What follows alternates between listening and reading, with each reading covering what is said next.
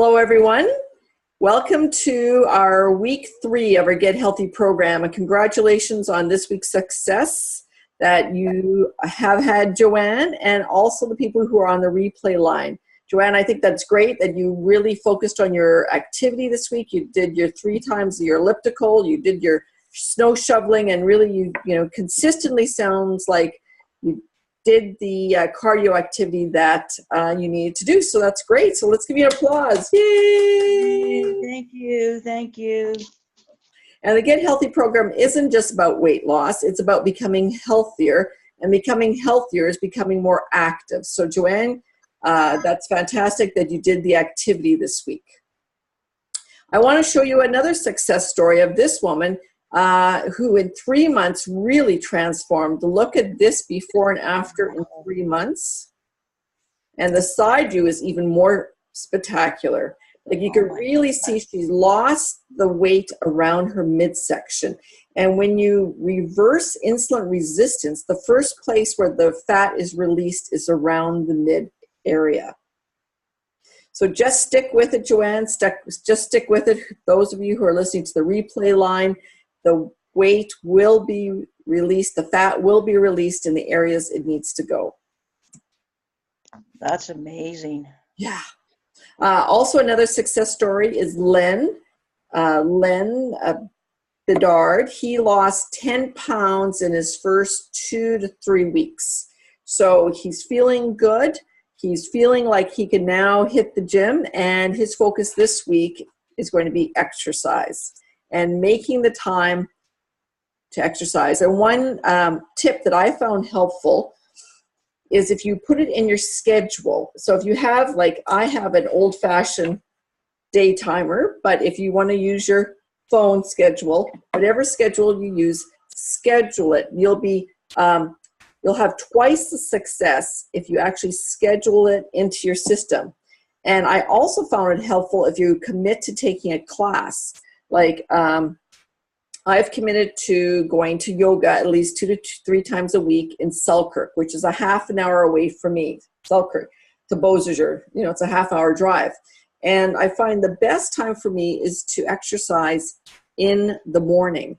And they offer a 6:30 yoga class and a 7 o'clock yoga class. And I just never thought I would ever get up, at 5:45 or 5:30 to make it to a 7:30 yoga class, a half-hour drive away from me in the bitter cold of winter.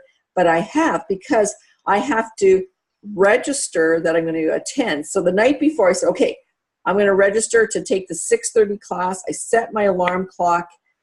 And because I've made the commitment and I know the instructor's going to be waiting for me, guess what happens, Joanne? Yeah, you got to go. I got to go. The alarm rings. I think, I'm so tired. I just want to crawl back into bed. I don't want to do this. But I think, oh, darn, I registered. She's going to be waiting for me. I got to go. And I go. So really having a coach, a fitness program, or like a workout buddy helps a lot. Yeah. And also having a dog named Gus who, I haven't walked him yet. So he's anxiously waiting for me to wrap up this call to take him for his walk.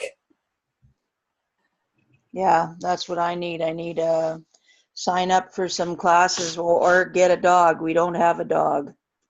One or the other. It does help a lot. So those are my exercise tips of the week. Okay. Let's just review a little bit about low glycemic foods again for those of you who are listening to the replay line along with Joanne and I. So until the 90 days is complete, avoid all sugar, all breads, white flour, all cereals, pasta, rice, and potatoes. And I know that sounds really radical and maybe challenging, but as you're reversing this insulin resistant state, when you eat these high glycemic foods, it will trigger your appetite for several days. Several days you'll have the carbohydrate cravings again. So until you get those insulin levels down and really get a handle on this new health program, this new healthy lifestyle, I'm recommending avoiding all those things. Does that make sense? Joanne, do you ever, notice that when you get your, if you eat some of these high glycemic carbs, that it triggers sugar cravings again? Yeah. And I'm really a carbohydrate addict. I have been for years. And yeah, I know when I fall off and if I have something, I feel like crap later. But you see now, because I've been going for 13 months at it, and now I have slipped. So yeah, I really notice it. I try not to eat. I don't eat rice, but bread I've eaten, and I haven't eaten cereal, and potatoes I have eaten, but not pasta. If I eat pasta, it's made from chickpeas or soybeans or something. Okay. There's also black bean pasta. There's lots of different pastas, Yeah. which are a little lower glycemic, but still pretty highly processed. So, so until the program, till we're done here, which is like mid-April, do your best to avoid these foods, and your body's going to love you for it. So, eat natural fruits and vegetables. Ideally, eat fruits more in the morning to midday, and you can eat raw vegetables unlimited really throughout the day. Yeah. Eat good fats, olive oil, coconut oil, good fats from avocados. Having good fats, not saturated fats, but good fats is really important. Eat good protein, that's lean protein like chicken breast, lean beef, wild game, seafood. Do not go hungry. We don't want, if you go really, really hungry, then what happens, your blood sugars drop, and then you get that uncontrollable urge to eat, and generally you go for a high glycemic carb. So don't go hungry, just eat another low glycemic snack, really every 3 hours. So you want to eat 5 times a day, about every 3 hours. Also avoid diet drinks. A lot of people are surprised when I say avoid diet drinks. Aspartame, first of all, is very toxic to the body, and also has the same effect on certain areas of the body, much as sugar. So we want to really get away from those anything sugary tasting, so that we change our taste buds to not want it. So that when you do have something sugary, it's going to be like, wow, this is super sweet. And you'll be able to start even tasting the sugars in like salad dressings and things like that. Avoid sodas, coffee, tea with caffeine. Caffeine stimulates the release of sugar from the glycogen stores of the liver. And I certainly love my coffee, and what I've been doing is just limiting coffee, like to have a coffee in the morning, and in the evening, in the afternoon, I don't drink coffee. What I've been drinking, and what's in my cup is actual ginger tea. So I buy fresh ginger and I grate it, and I put it in my teapot, and I add hot water. And ginger, first of all, it has kind of a spicy flavor, like the real raw ginger when you do it this way. And it also has a lot of anti-inflammatory properties. So it's really healthy for you as well. It helps with all the inflammation in your muscles and your joints. So it has some really great properties to it. And it's, of course, low glycemic, so I just drink it plain with no sugar, no honey. You can use some fructose. Fructose is, the raw fructose is fruit sugar, and it has a glycemic index of only 19. So it's very low because it has to be metabolized through the liver before the body can use it. You can use some stevia and some xylitol if you really want a bit of sweetness in something.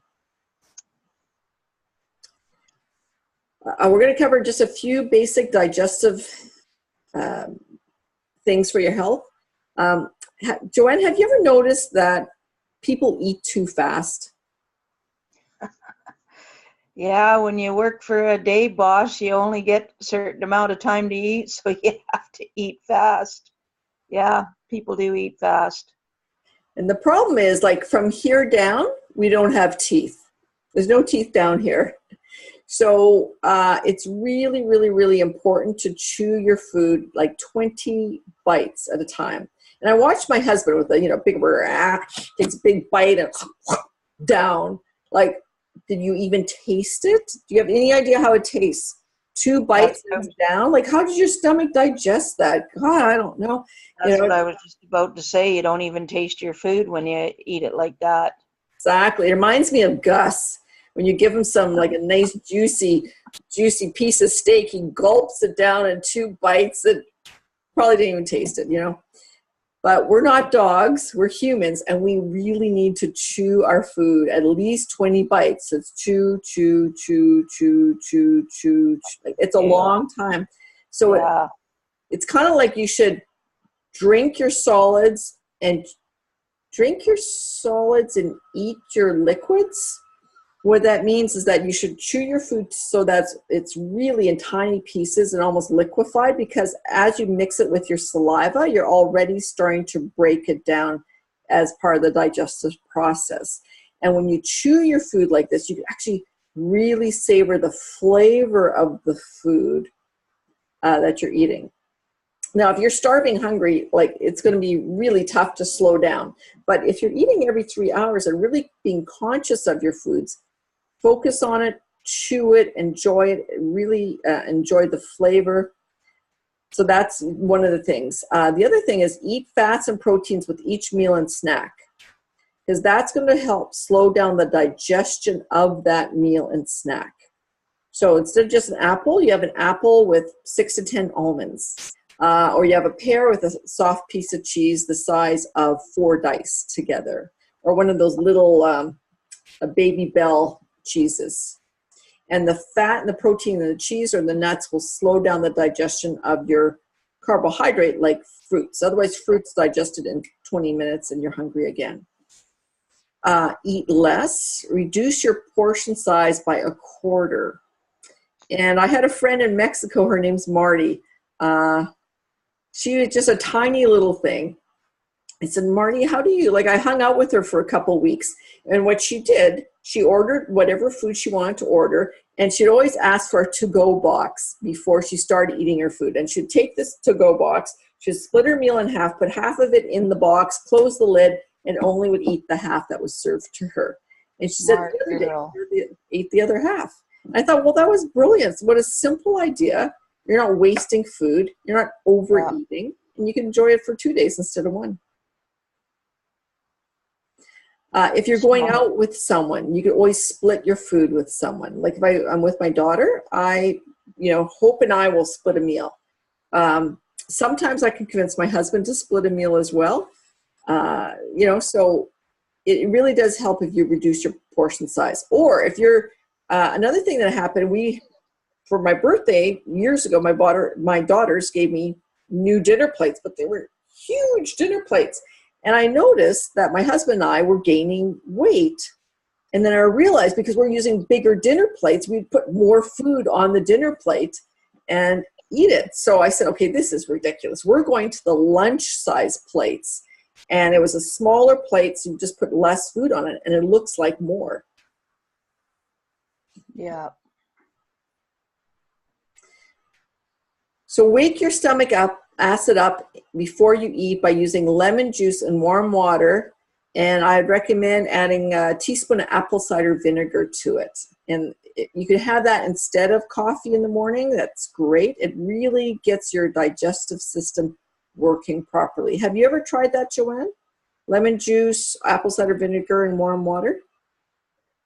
I haven't tried the apple cider vinegar, but I drink green tea and lemon in the morning.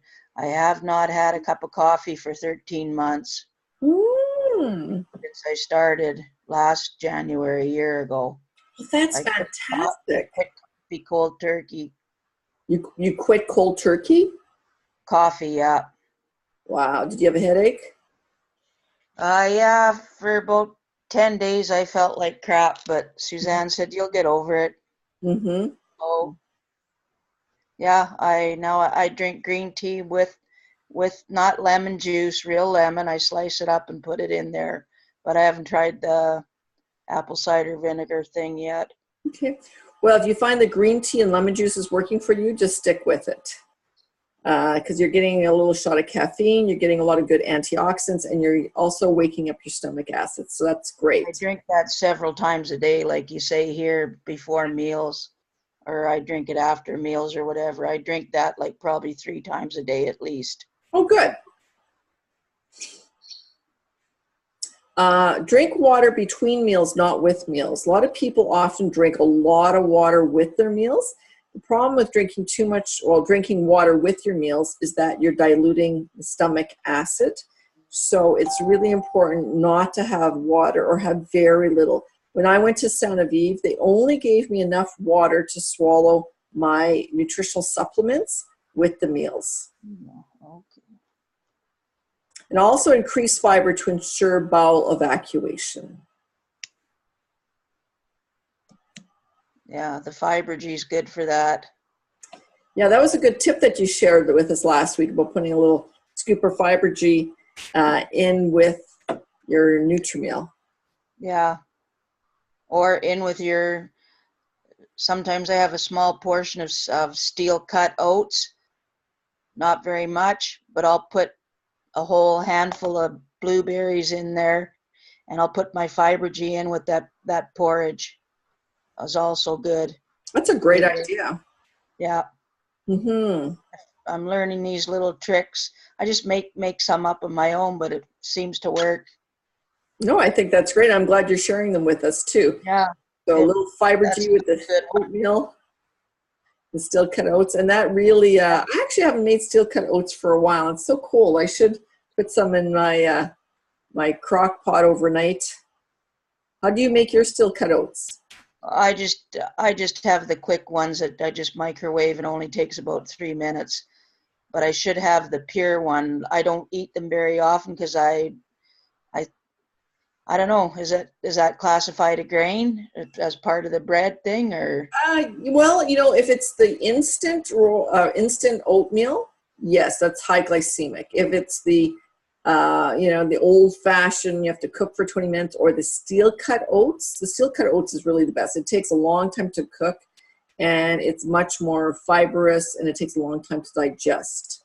So that would probably be the one I'd recommend. And when I do make it, I'll put it in like a crock pot the night before on really, really low heat. I'll throw in some apples and raisins and some cinnamon, and I can make it with like milk for a little extra protein, and just let it kind of cook all night. And in the morning, you have fresh porridge.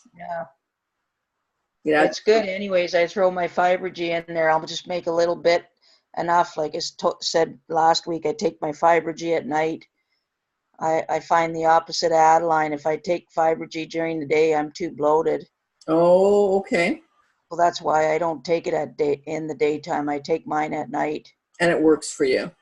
And that works for me, yeah. So, but for her, she takes it whatever during the day. She said it helps her. So everybody's different. Everyone's different. That's why we have to sort of work with the products that we have to see what's going to work. Yeah. One of the suggestions here is omit a food you feel like you cannot live without for a trial period, like for 4 weeks. Coffee, wine, chocolate. Yeah, I've done all of that.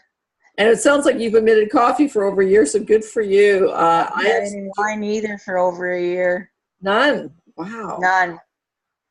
I've had chocolate, but haven't had any coffee or wine. Haven't had an alcoholic drink at all. Well, shouldn't say that. I think I've had 3 alcoholic drinks in the last 13 months. Three bottles of beer that didn't taste good. Yeah. They tasted horrible, and that's my favorite cold drink on a hot day is a cold beer. I don't want anything fancy, but I'll take a cold beer, but didn't taste very good after 12 months. That's when I had it, was like, isn't it interesting? On my 12th month, I had 3 bottles of beer during the holidays. They were terrible.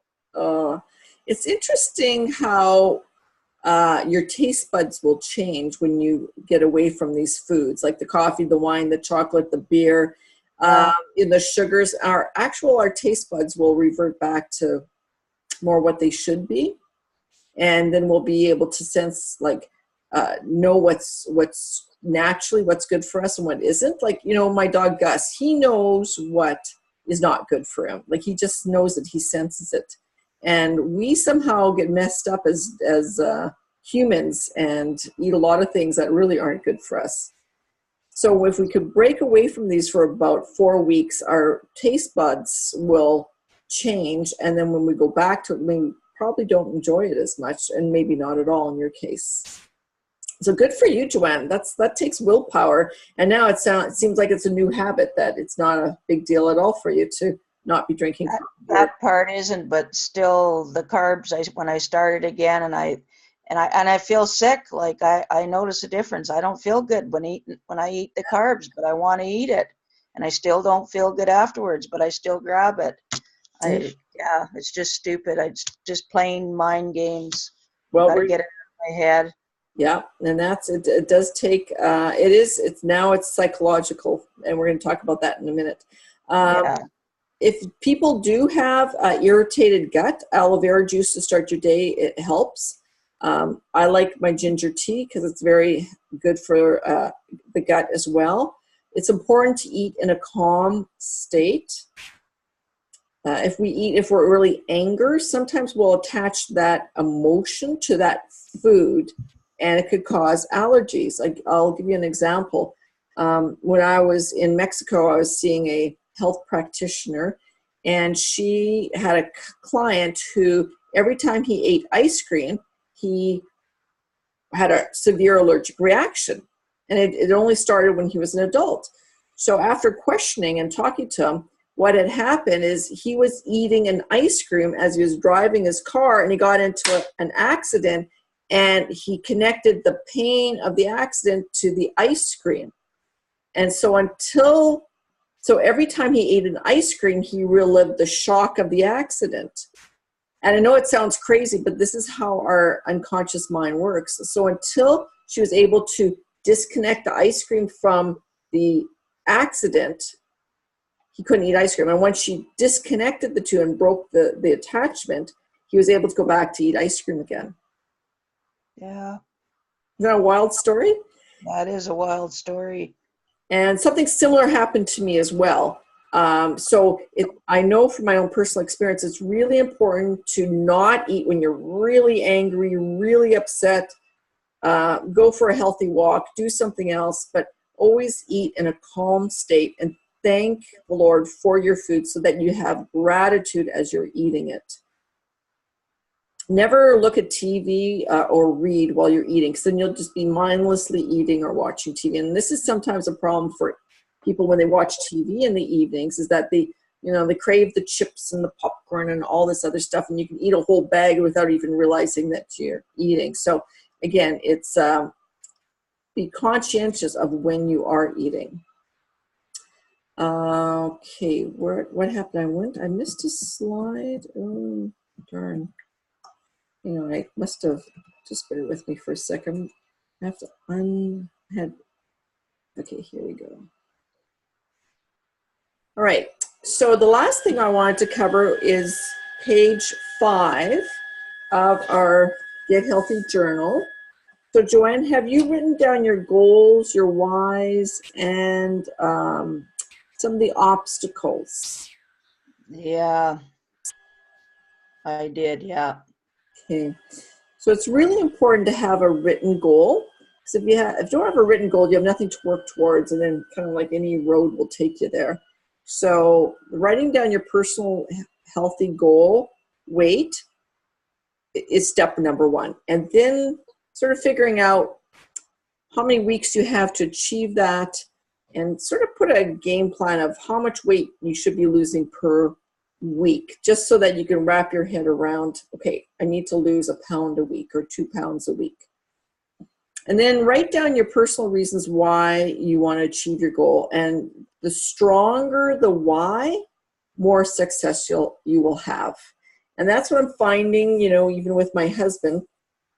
When he has a really big why, he can lose weight like you wouldn't believe. Like, he just puts his mind to it, and he works out, and he's eating healthy. He'll eat anything I put in front of him. You eat healthy vegetable, and it's fantastic.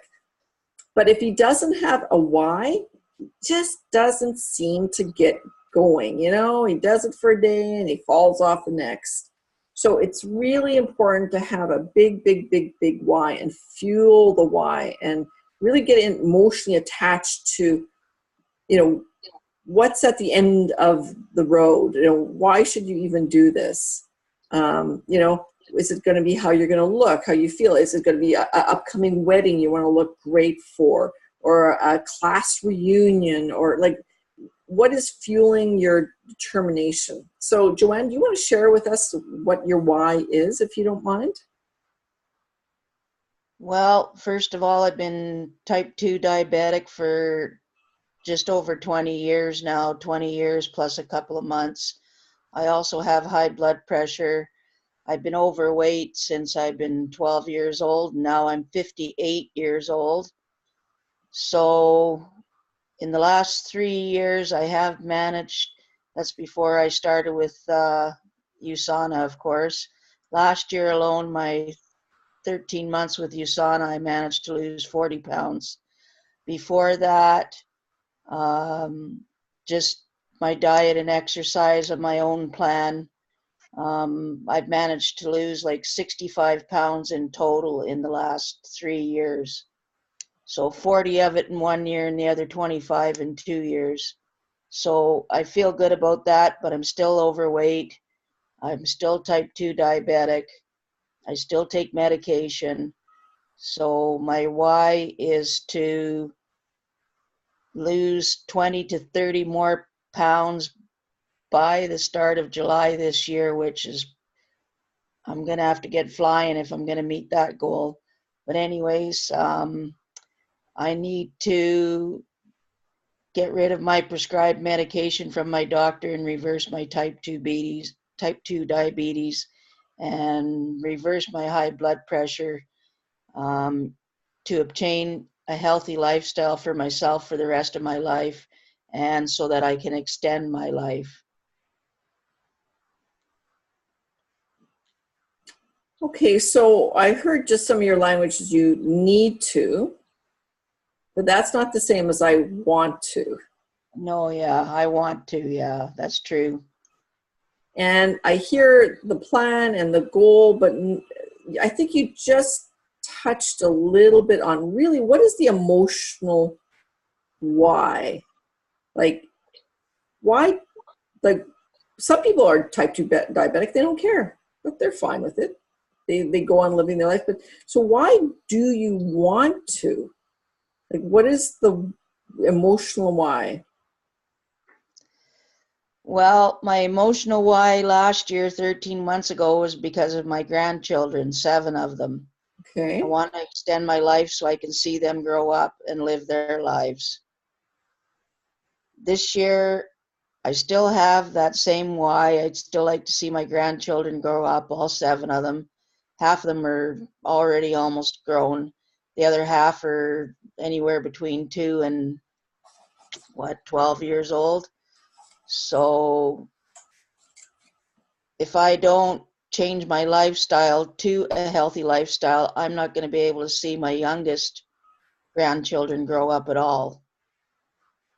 And I don't want to be bogged down by the medical system the way it is now with my type 2 diabetes. I don't want leg amputation.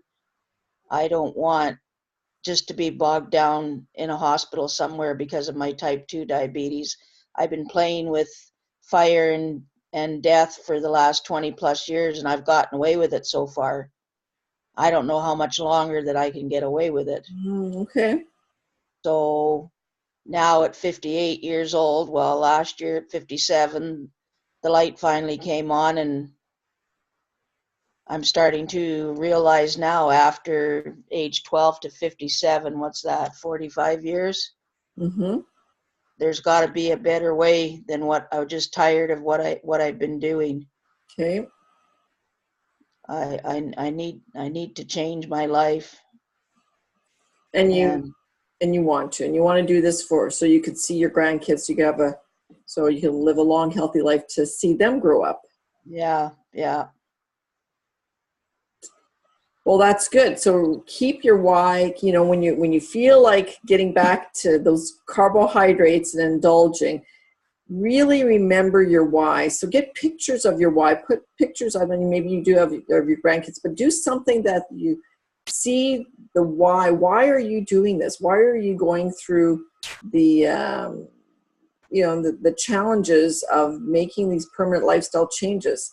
So remind yourself of those whys as much as you can to give you the determination to stick with it. The other thing that's been bothering me this last year, I've had a lot of stress in the last three months. Well, you noticed when I broke down at the Super Saturday when I was crying, shedding tears there, everything just hit me like a ton of bricks. I just felt like I don't know where I belong anymore. I don't know where I fit in. I don't know, what to do, who to turn to. I just quit my job. Everything. I just felt like I'm a failure. I'm not going to succeed. I don't want to let my upline down. I don't want to, I just feel like I failed somewhere. And so the last 3 months for me have been still trying to get over really the loss of a very stressful job for 11 years that was highly stressful. And somehow I'm still mourning that. I don't know if you want to call it mourning or what, but it's just having a hard time letting it go. Mm-hmm. And then with my health issues now, and I go back to eating the carbs, then I kick myself because I don't feel good. And I know that I can't do that. Like I said, I don't know how much longer before I'm going to be a casualty of, succumbing to my type 2 diabetes, where it's really going to kick me in the butt. And I can't do that. But anyway, any things just accumulated in the last 3 months. And I just feel like I failed, and I just don't know where to start again. So I'm thankful that you asked me to sign up, because this is my start again for me now. Well, and we're here to support you, absolutely, as part of that USANA family. So you've started again, you've lost the 5 pounds, you're exercising again. That's great. And give yourself a pat on the back. I mean, you quit the coffee, you've quit drinking alcohol. That's amazing. I mean, that's a great start. So, and you have at times avoided those high glycemic carbohydrates. So you could do it if you've done it once, right? You could continue to do it.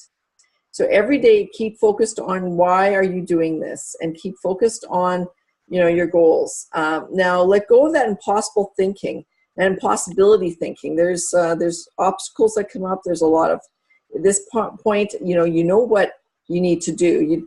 You're probably not going to learn that much from me in the next 10 weeks, but it's really the mind game that has to be conquered at this point.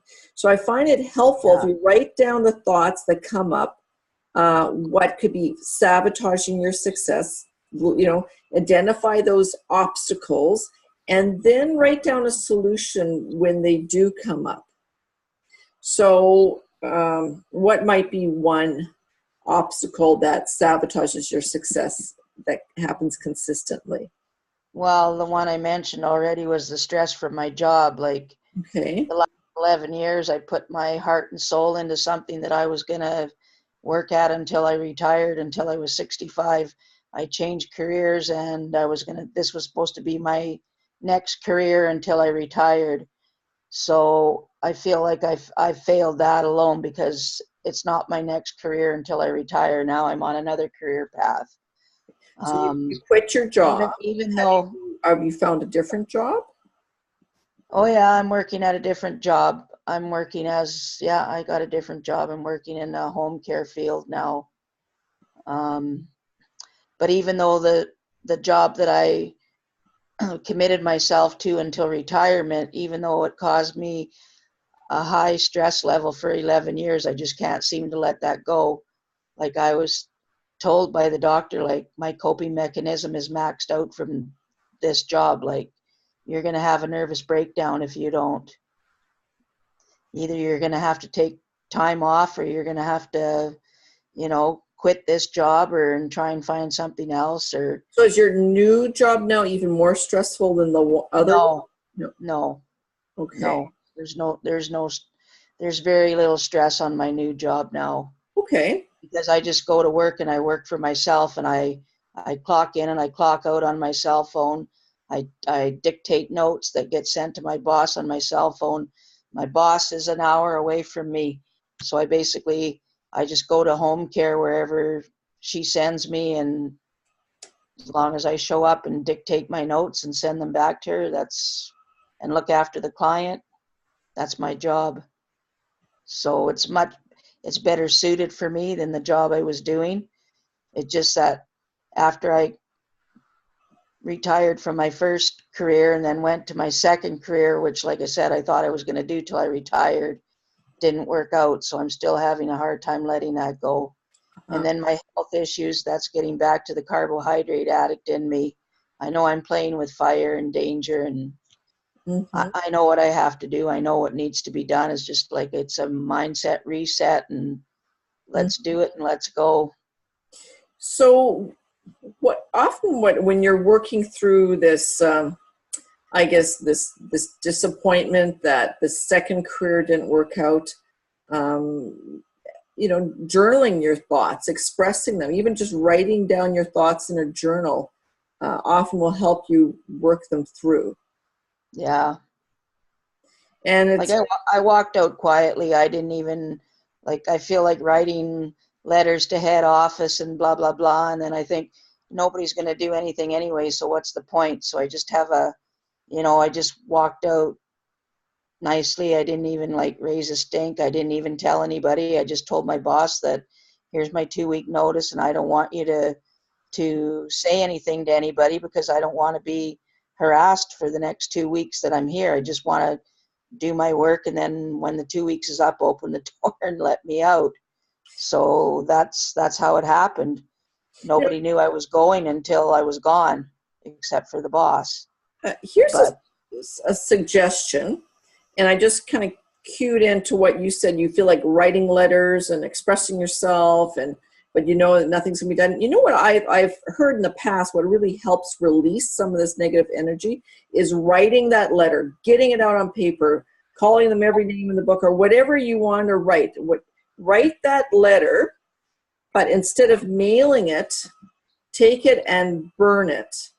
And oh basically yeah, you're burning that negative emotion. You're getting rid of that negative emotion. You're expressing it and you're getting rid of it. And it's going to be very relieving for you, because right now you're just keeping it pent up, and that may be even triggering your carbohydrate cravings, because you're trying to feel good. You're trying to shove down those emotions. So give that a try. Just get it down on paper, write it to that jerk of a boss or whoever you're holding that resentment to, or the company, and then just burn the letter and let it go. let it go. Yeah.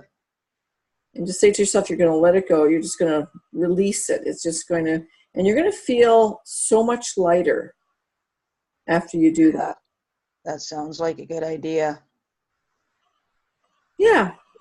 Give it a try, and then let me know how you feel after. Yeah. At least I can burn it outside in the snowbank now. I won't cause anybody's house to burn down. Exactly. I better do it now while we still have snow. Yeah, but it's just expressing it and then releasing it, releasing that the negative emotion, the anger, the frustration, the fears, or whatever those negative emotions are, so that you can move beyond it, so you can move to the next phase of your life. And it's okay to have not have the same job for the rest of your life. When we grew up, Joanne, they told us we had to get a good education, get a good job, and stick with that bloody job until we're like Yeah. 65. Yeah. But the young people don't think that way. They change their jobs every 2 years. Yeah. They don't have the, I got to stick with this for 40 years for that 40, that gold watch.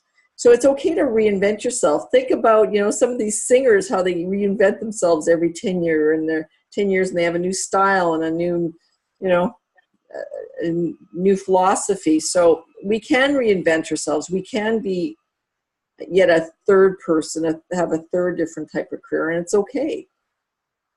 Well, I want the third one and the fourth one, which means the freedom part. So working towards that too. But Good. If I can't get myself better, then I'm no good to anybody else either. So the first step is to get myself well.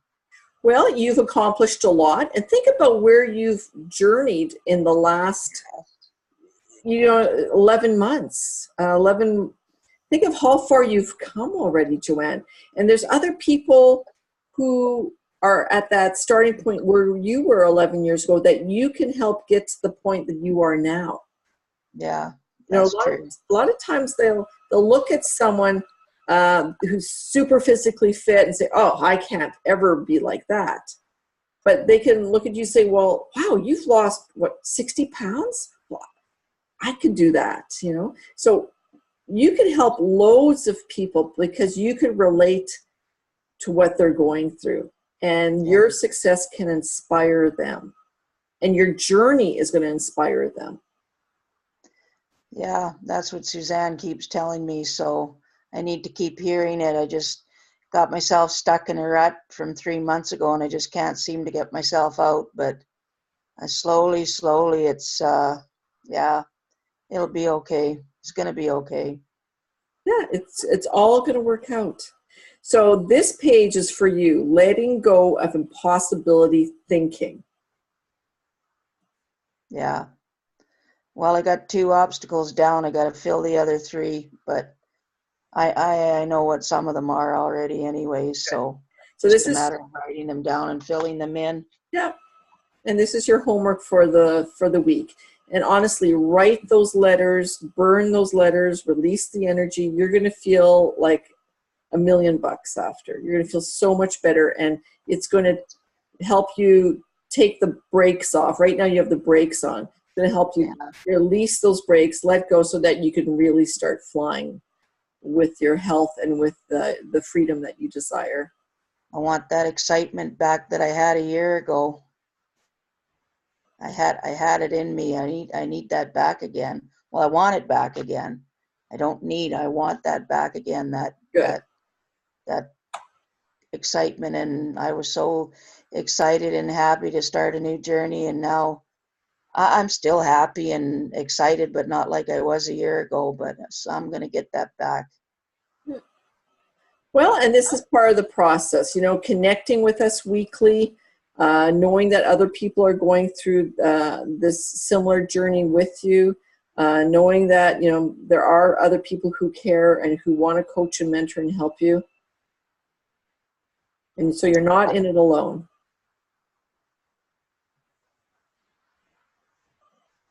Yeah, I know that, and I thank you guys for that. Sometimes I forget I'm kind of a hothead when it comes to that. I like to be independent and think that I know what I'm doing, but then when I lose my way and I feel embarrassed and feel like I'm a failure, and then I cut myself off from everybody, and which I know doesn't do me any good. So Well, I got to get back to where I want to go. Joanne, all successful people fail, but they fail forward. They just pick themselves up and they keep going. And as long as you're failing forward and moving forward, failing is part of the process. We all have setbacks, but we just get ourselves up, dust ourselves off, and keep going. Keep going. Yeah. And so you're an inspiration to me and many others in Winnipeg. So thank you for continuing to come out to the meetings and continuing to be on this journey. So this week's focus for you is letting go of that impossibility thinking, and those negative emotions that are holding you back.